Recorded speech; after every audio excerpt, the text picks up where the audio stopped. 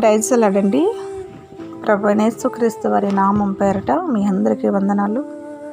మీరందరూ క్షేమంగా ఉన్నారండి. మీరందరూ బాగుండాలని అనుదినము మీ కొరకు మేము ప్రార్థిస్తూ ఉన్నాము. ఈ దినం దేవుని వాగ్దానమైన ఈ కార్యక్రమానికి ప్రేమతో మీ అందరినీ ఆహ్వానిస్తూ ఈ ఉదయకాలపు వేళలో లేఖన భాగం నుంచి ఒక్క మాటను జ్ఞాపకం చేసుకుందాం. 2వ దిన వృత్తాంతము 19వ అధ్యాయము 11వ వచనంలో చివరి మాట, ధైర్యము వహించుడి, మేలు చేయుటకై యెహోవా మీతో కూడా ఉండును. ఆమేన్. ఈ గొప్ప మాట మనలందరికీ గొప్ప ధైర్యాన్ని ఇచ్చును గాక. ఆమేన్. చూడండి ప్రియులారా, ఇక్కడ ఒక అద్భుతమైన మాట తెలియచేయబడుతుంది. ధైర్యము వహించుడి, మేలు చేయుటకై యెహోవా మీతో కూడా ఉండును. మానవులకి అన్నీ ఉంటున్నాయి, కానీ ప్రియులారా ధైర్యము కోల్పోతూ ఉన్నారు. కొన్ని ప్రతికూల పరిస్థితులు మనకున్న శక్తిని కూల్చేసి మనలో ఐధైర్యాన్ని తీసుకొస్తున్నాయి. మనము ఎల్లప్పుడూ ఒక సంగతిని మర్చిపోకూడదు. ఎందుకంటే ఏ పరిస్థితిలో నుంచైనా మనలను బయటికి లాగడానికి, మేలు చేయడానికి మన దేవుడు మనతో కూడా ఉంటున్నారు. పరిశుద్ధ గ్రంథంలో చూసినట్లయితే ఒకానొక రోజున ఏలియా ప్రవక్త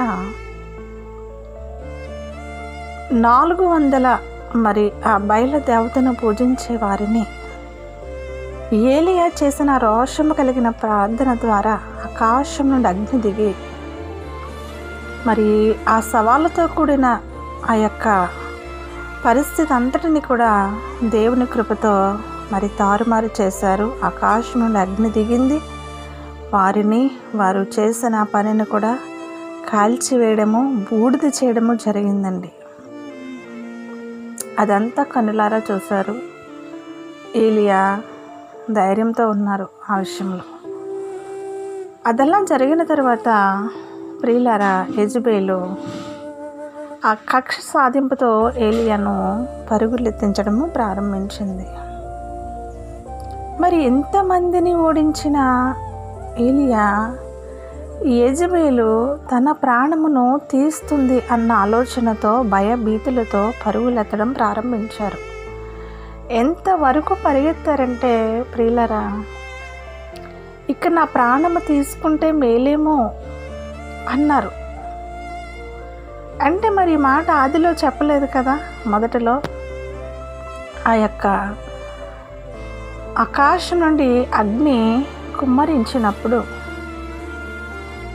అక్కడ ఏదైతే అర్పణ జరిగిందో, మీరు వాటిని నీటితో నానబండి, నా దేవుడు వాటిని కూడా, రాళ్లను కూడా బూడిద చేయగల సమర్థుడని వారికి ఎంత ధైర్యంగా చెప్పారో ఆ మాట ఈమె పరుగులెత్తించేటప్పుడు ఏలియా మనస్సున పెట్టలేదండి. చివరికి ఎంత గొప్ప వ్యక్తి, ఎంత ప్రార్థనా పరులు కూడా నా ప్రాణం తీసుకుంటే బాగుండునేమో, ఎందుకు ఇలాగా నేను నలిగిపోతున్నాను అన్న ఆలోచనలోకి వెళ్ళిపోయారు. అప్పుడు దేవుని దూత వచ్చి ఒక అప్పము నీళ్ళు ఇచ్చి అంటుంది, మరలా నువ్వు పడుకుంటా కావదు, నువ్వు తిని మరలా బలము తెచ్చుకొని పరుగులెత్తు అని. చూడండి, ఇంకా విషయానికి వస్తే ఏలియా మరణిస్తానేమో అని భయపడ్డాడు, కానీ దేవుడు ఆయనను మరణానికి అప్పగించలేదు. ఆయన తలంపులు వేరు, మన తలంపులు వేరు. నీ జీవితంలో, నీ కుటుంబంలో, నీ అనారోగ్య పరిస్థితుల్లో, నీ ఆర్థిక పరిస్థితుల్లో, నీ బిడ్డల విషయంలో భయభీతులతో ఏదో జరిగిపోద్ది, ఏదో అయిపోతుంది, నేను నష్టపోతున్నానేమో అని మనము కలవరం చెందడం కాదు. ఎందుకంటే మన పట్ల ఆయన ఉన్నతమైన తలంపులతో ఉన్నాడండి. చాలా గొప్ప ప్రణాళిక కలిగిన దేవుడు. ఏలియా అనుకున్నాడు ఇంక నా పని అయిపోయింది అని, కానీ దేవుడు అంటున్నాడు, లేదా అసలు నీకు మరణమే తెలియకుండా నేను చేస్తానంటున్నాడు. అందుకనే ప్రియులారా, మనం ఎల్లప్పుడూ కూడా ధైర్యం వహించాలండి. ఎందుకంటే మేలు చేయడానికి ఆయన మనతో కూడా ఉన్నాడండి. ఆయన మనలను విడిచి ఉండలేదు. ఒకవేళ నీ యొక్క కొన్ని పనుల వలన నీవు దేవునికి దూరంగా వెళ్ళిపోవచ్చు, కానీ దేవుడైతే నీతోనే ఉంటున్నాడు, నీలోనే ఉంటున్నాడు, నీ ఇంట నీ హృదయంలో నివాసం ఉంటున్నారు. కాబట్టి మరి ఎల్లప్పుడూ కూడా మీరు ధైర్యంగా ఉండండి. అనుకూలంగా ఉన్నా ప్రతికూలంగా ఉన్నా, ఇబ్బందిలో ఉన్నా సమృద్ధిలో ఉన్నా, ఆరోగ్యంగా ఉన్నా అనారోగ్యంగా ఉన్నా, కష్టంలో ఉన్నా సుఖంలో ఉన్నా దేవుణ్ణి అయితే మర్చిపోవద్దు. ధైర్యంగా ఉండండి. ఎందుకంటే మీకు చేయడానికే ఆయన మీతో కూడా ఉంటున్నాడు. మరి ఈ మాట మనకి చాలా ఇష్టమైన మాట కాబట్టి ఈ మాటను బట్టి మనందరం గొప్ప ధైర్యం కలిగి దేవుని కార్యాలు చూచుదుముగాక. అట్టి కృప మనందరికీ తోడై ఉండి నడిపించునుగాక.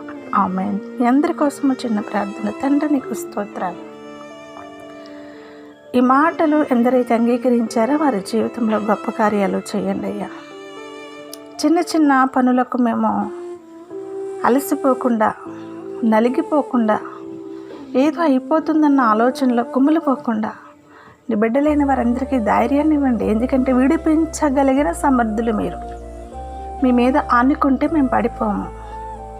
ఆ మంచి మనసుని బిడ్డలందరికీ దయచేయమని, వారి ఉద్యోగంలో, వ్యాపారంలో, కుటుంబ జీవితంలో, ప్రయాణంలో, అన్ని విషయాల్లో మీ హస్తమును ఎల్లప్పుడూ తోడుగా ఉంచమని యేసు నామములో ప్రార్థిస్తూ ఉన్నాను మా పరమ తండ్రి.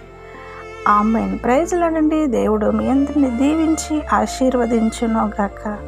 ఆమేన్. వందనాలండి.